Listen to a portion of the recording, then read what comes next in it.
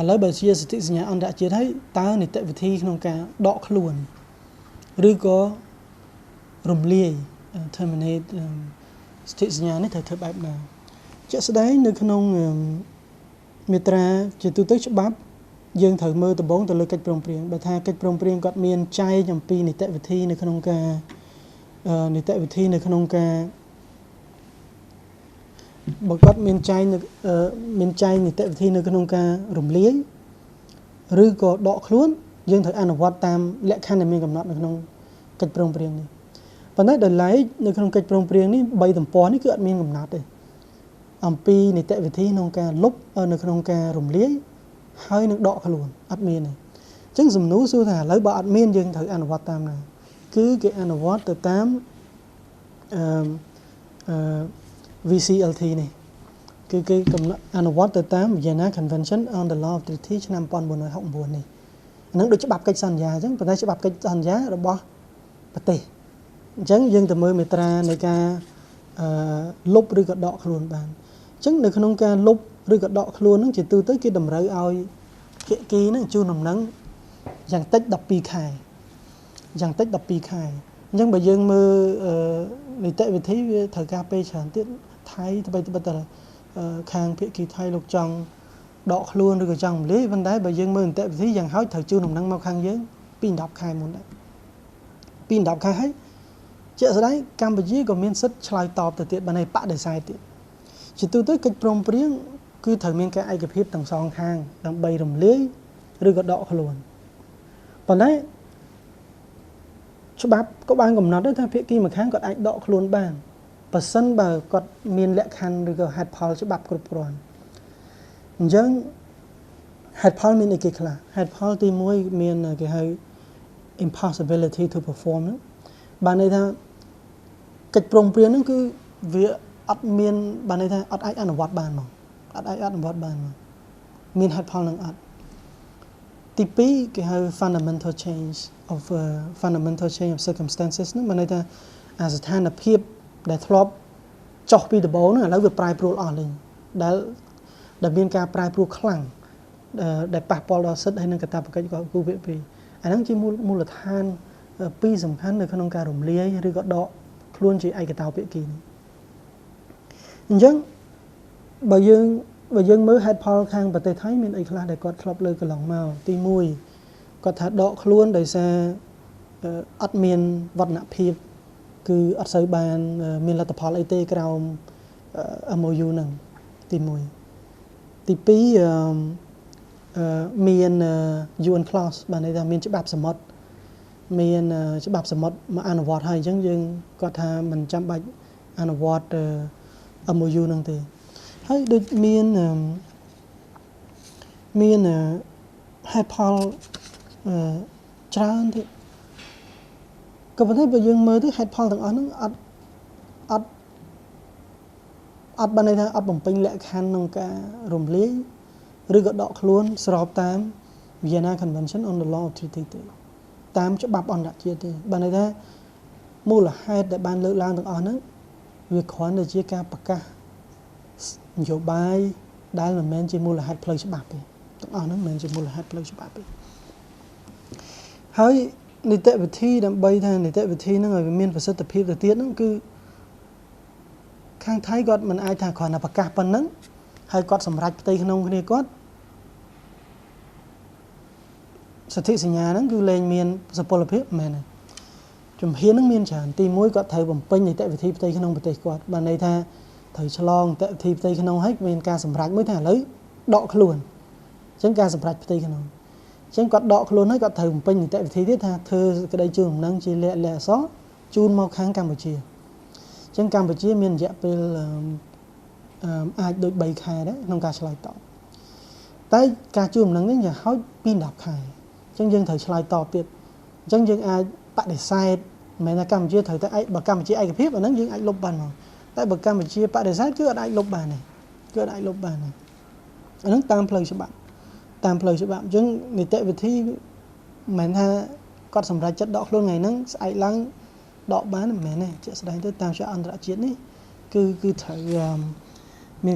មាននីតិវិធីត្រូវពេញហើយជាក់ស្ដែង អ្វីដែលបានលើកឡើងពីខាងដើមហ្នឹងគឺថាតើ MOU នេះជាសន្ធិសញ្ញាហ្នឹងមិនមែនតែការលើកឡើងរបស់ខ្ញុំមុនហ្នឹងទេប៉ុន្តែខ្ញុំតាមការស្រាវជ្រាវហ្នឹងខ្ញុំឃើញមានខាងអតីតសមាជិករដ្ឋាភិបាលរបស់ថៃហ្នឹងគាត់លើកឡើងចឹងដែរដោយឈ្មោះគាត់ធ្លាប់លើកឡើងដែរឈ្មោះផៃប៊ូននីធីថាវ៉ាន់ដែល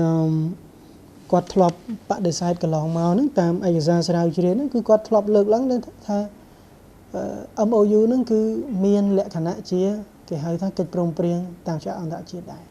អញ្ចឹងទស្សនៈនេះគឺវាមិនមែនតែខាងយើងប៉ុន្តែក៏ខាងថៃក៏គាត់ធ្លាប់លើកឡើងដែរគាត់ធ្លាប់លើកដែរអញ្ចឹងបើយើងមើលមកMOU នេះជាសង្ខេបជាកិច្ចព្រមព្រៀងអន្តរជាតិស្របតាមច្បាប់អន្តរជាតិអញ្ចឹងរាល់ការដកខ្លួនរបស់ថៃត្រូវស្របតាមនីតិវិធីដែលមានកំណត់នៅក្នុងច្បាប់អន្តរជាតិដែលមិនអាចថាប្រកាសថ្ងៃហ្នឹងស្អែកឡើងចេញបានទេបាទ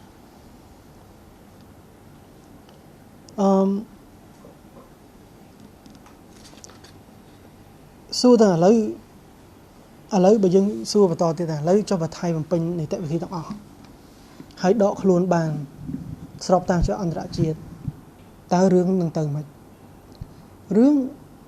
ជាទូទៅ MOU នេះវាដូចស្ពានអញ្ចឹងបានន័យថាជាស្ពានក្នុងការដោះស្រាយវិវាទទ្វេភាគីរវាងគូភាគីទាំងពីរបានន័យថាជាយន្តការទ្វេភាគីហើយថៃក៏តែងតែលើកថាប្រជាជនថៃលោកតែងតែលើកថាចង់បានយន្តការទ្វេភាគីតែឥឡូវថៃខ្លួនឯងជាអ្នកដើរចេញពីយន្តការទ្វេភាគី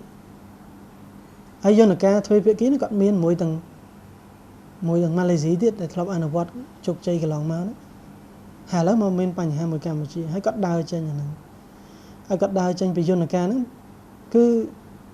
កម្ពុជាកាលណាថៃគាត់ដើរចេញពីយន្តការភាគីយើងមានជំរើសណាគេឲ្យពីព្រោះបើថៃអត់ធ្វើការមួយយើងទៅធ្វើការមួយគាត់មិនកើតយើងមិនអាចបខំគាត់បានដែរប៉ុន្តែយន្តការគឺមានតែដូច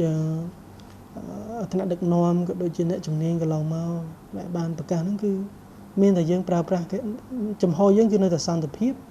ហើយជាអន្តរជាតិចាឥឡូវបើថាយើងចំហសន្តិភាពជាអន្តរជាតិហើយថៃដកខ្លួនទៅមិនទៀតអញ្ចឹងថៃដកខ្លួនពីយន្តការទ្វេភាគីជំរើសហ្នឹងគឺមានតែយន្តការបានន័យថាលើសពីទ្វេភាគីបានន័យពហុភាគីគឺចូលយន្តហៈពហុភាគីបានន័យថា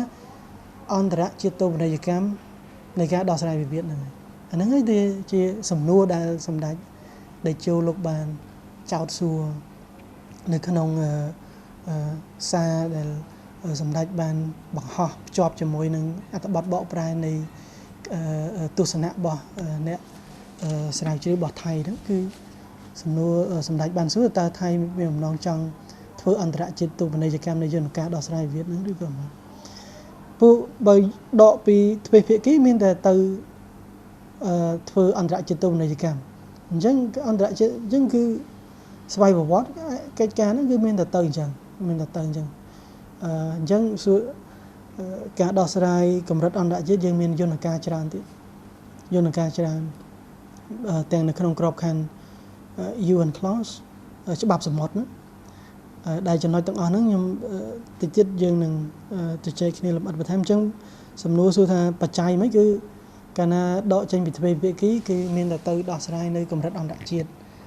បានន័យថាពហុភាគីនៅក្របខ័ណ្ឌអន្តរជាតិដែលលែងជាក្របខ័ណ្ឌទ្វេភាគីព្រោះជំរើសវាមានតែប៉ុណ្្នឹងវាមានទ្វេភាគីព្រោះភាគីអត់អាចដោះស្រាយបញ្ហាដោយឯកតោភាគីបានទេអញ្ចឹងដើម្បីដោះស្រាយរឿងទ្វេភាគីមិនមែនដោះស្រាយទាំងពីរនាក់អញ្ចឹងម្នាក់គាត់អត់ថាគាត់អត់និយាយគ្នា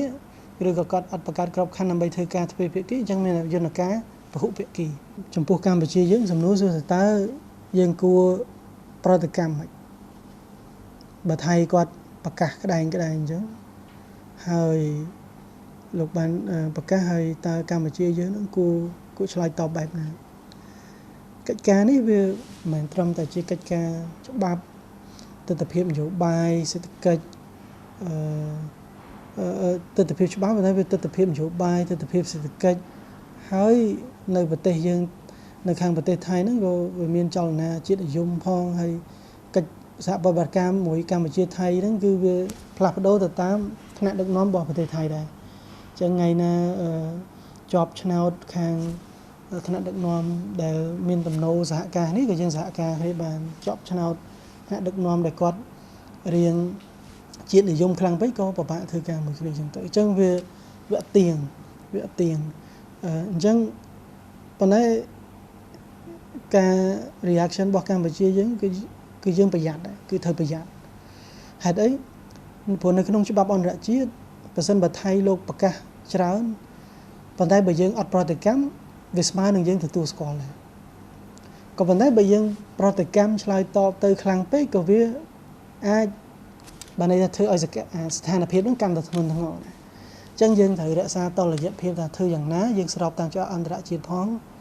យើងឆ្លើយតបជាកម្រិតវិជ្ជាជីវៈស្របតាមច្បាប់អន្តរជាតិផងប៉ុន្តែបញ្ជិះរាល់ការបញ្ឆេះធ្វើឲ្យគេហៅថាស្ថានភាពហ្នឹងកាន់តែធ្ងន់ធ្ងរដែលកាន់តែធ្វើឲ្យទំនាក់ទំនងជាអ្នកចិត្តខាងល្អគ្នាហ្នឹងកាន់តែលំបាកព្រោះ